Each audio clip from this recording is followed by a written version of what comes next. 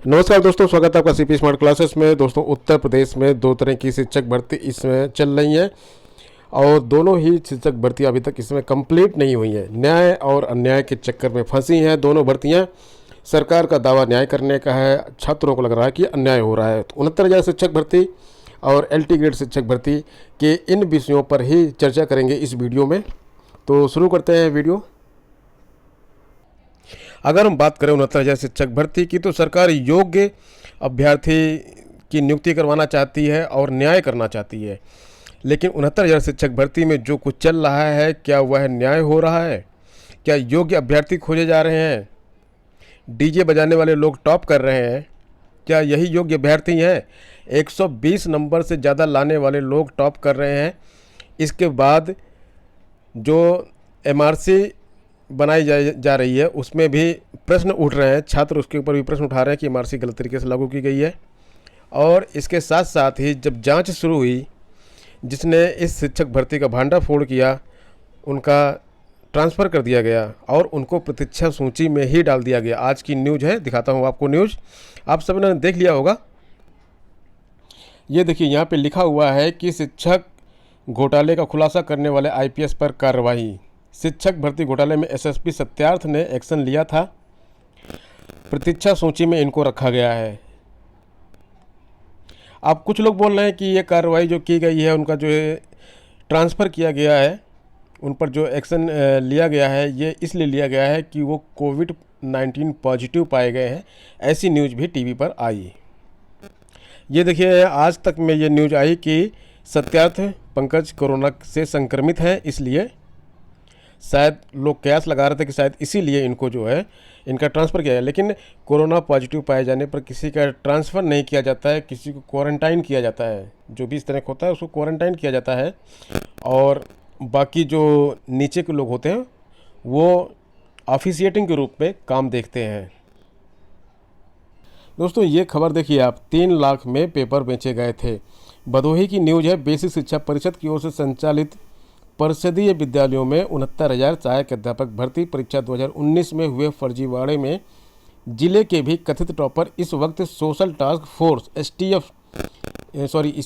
Force STF के radar पर हैं। भदोही जिले में 350 से अधिक अभ्यर्थियों ने परीक्षा उत्तीर्ण की है।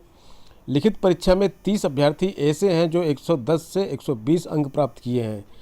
परीक्षा के 2 दिन पहले ही पेपर परीक्षार्थियों के मोबाइल फ़ोन पर पहुंच गए थे। मामला पकड़ में ना आए, इसलिए अभ्यर्थियों ने रिलायंस कंपनी जियो के नए मोबाइल नंबर आवंटित कराए थे। इसी नंबर को एक्टिवेट कर व्हाट्सएप चलाया। इसी व्हाट्सएप नंबर पर 2 से 3 लाख रुपए देकर पेपर भेजा गया। परीक्षा संपन्न होते ही इस सिम को बंद कर दिया गया। औराई ज्ञानपुर क्षेत्र में ऐसे भी परीक्षार्थी सहायक परीक्षा में टॉपर बन गए हैं जो 3 परीक्षाओं में फेल हो चुके हैं। 3 परीक्षाओं में फेल हुए हैं और इस परीक्षा में पास नहीं किए, सीधे सीधे टॉप पे पहुंच गए, टॉपर बन गए।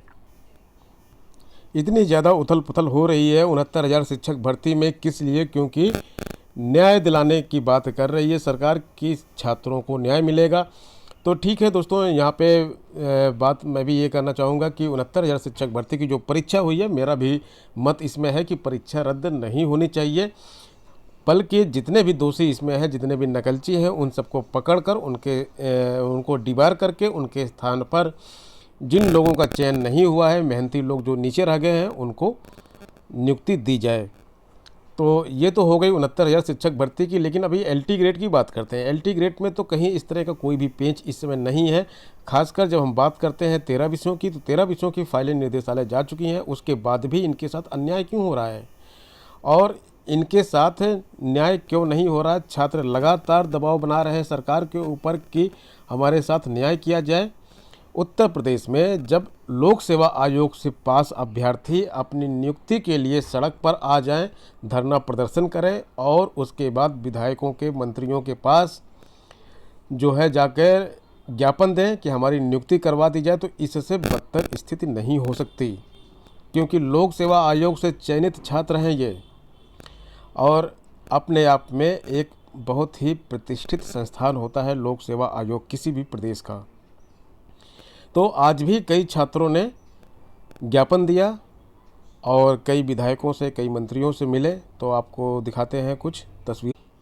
देखिए किस तरह के मैसेज ट्वीट किए जा रहे हैं। एलटी ग्रेड के छात्र किस तरह से अपनी आवाज़ को उठा रहे हैं।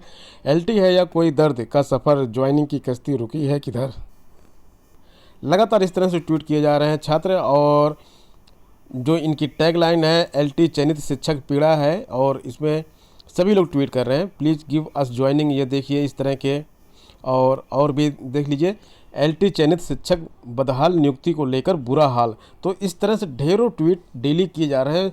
दिन भर छात्र ट्वीट करते हैं और इधर उधर किसी विधायक, किसी मंत्री, किसी एमएलसी, किसी एमएलए को खोजते हैं कि उनको ज्ञापन दिया जाए। इसी श्रृंखला में आज उन्नाव में भी ज्ञापन दिया गया। उन्नाव के सफीपुर के विधायक बम्बालाल जी के घर पे आज आरती द्विवेदी अकेले पहुंची और घर पे जाके इन्होंने विधायक जी को ज्ञापन दिया। तो एक ये साहसिक कदम है आरती द्विवेदी का, और इन्होंने सराहनीय प्रयास किया है अपनी ज्वाइनिंग को लेकर, और सभी छात्र लगभग इसी तरह से प्रयास कर रहे हैं। तो दोस्तों बात घूम फिर कर फिर वहीं आती है कि आखिर जब एक भर्ती पूरी हो रही है तो उसके साथ अन्याय क्यों किया जा रहा है, और एक भर्ती जो अभी अधर में फंसी हुई है उसके साथ ज़बरदस्ती न्याय क्यों किया जा रहा है, उसको आनन फानन में पूरा क्यों करवाया जा रहा है। तो ये एक बहुत ही गंभीर मुद्दा है कि जो क्लियर हो रही है भर्ती, इसको क्लियर कर देना चाहिए कम से कम, कुछ लोगों को तो रोज़गार मिले। तो दोस्तों खैर ये थी आज की इस विषय पे चर्चा। मिलते हैं नेक्स्ट वीडियो में नई अपडेट के साथ। धन्यवाद।